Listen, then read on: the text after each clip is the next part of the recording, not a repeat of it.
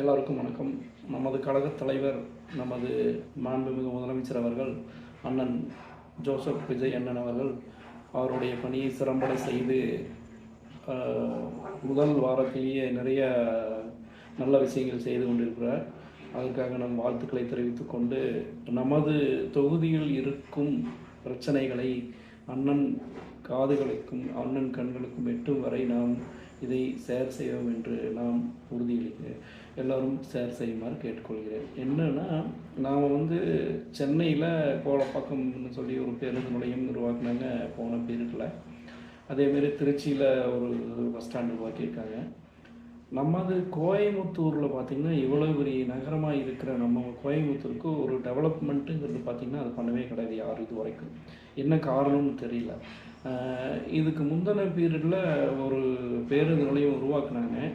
அதில் பல கோடி மக்கள் பணம் வீணாக கிடக்குது.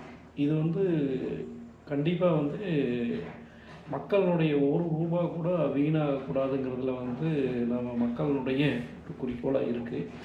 அது அண்ணன் நமது தலைவர் அண்ணன்கிட்ட இது மெசேஜ் கொடுத்து, இதனுடைய நம்ம கோயம்புத்தூரினுடைய வெள்ளலூர் பஸ் ஸ்டாண்ட் இதுவரைக்கும் செலவு பண்ணியிருக்காங்க. இதை அடுத்த கட்டத்துக்கு எப்படி நகர்த்தலாம், ஏன்னா அது வீணாக கிடக்கிற எவ்வளவு கோடி பணம் மக்களுடைய பணம் வீணாக இருக்குங்கிறத யோசிங்க மக்களை. இதை முடிஞ்ச வரைக்கும் ஷேர் பண்ணுங்கள். நம்ம கோயம்புத்தூருக்கு எந்த டெவலப்மெண்ட் இது வரைக்கும் வரலை, அதை முடிஞ்ச வரைக்கும் ஷேர் பண்ணுங்கள். அதே மாதிரி நம்ம கோயம்புத்தூரில் தொழில்துறையினர் ரொம்ப அவதிப்பட்டு கொண்டிருக்கிறோம். இபி பில் பிரச்சனை இருக்குது. டெக்ஸ்டைல் எல்லாம் ரொம்ப நழுவணிச்சு கிடக்கு.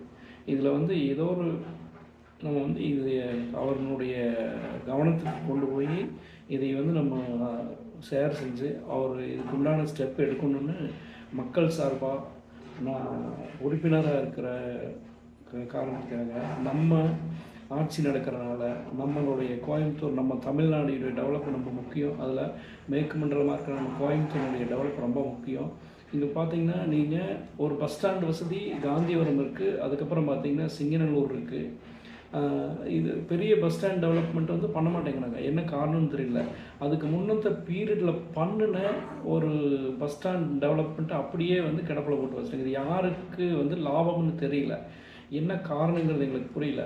ஏன்னா மக்களோட வரிப்பணம் பார்த்திங்கன்னா எவ்வளோ பல கோடி அதில் வீணடிச்சு கிடக்கு. வெள்ளலூர் பஸ் ஸ்டாண்டு இன்றைக்கி என்ன நிலைமையில் இருக்குங்கிறத சர்வே எடுத்து அதை எங்களுக்கு சரி பண்ணி கொடுக்கணும்னு மாண்புமிகு முதலமைச்சர் அவர்களை கேட்டுக்கொள்கிறோம். வணக்கம்.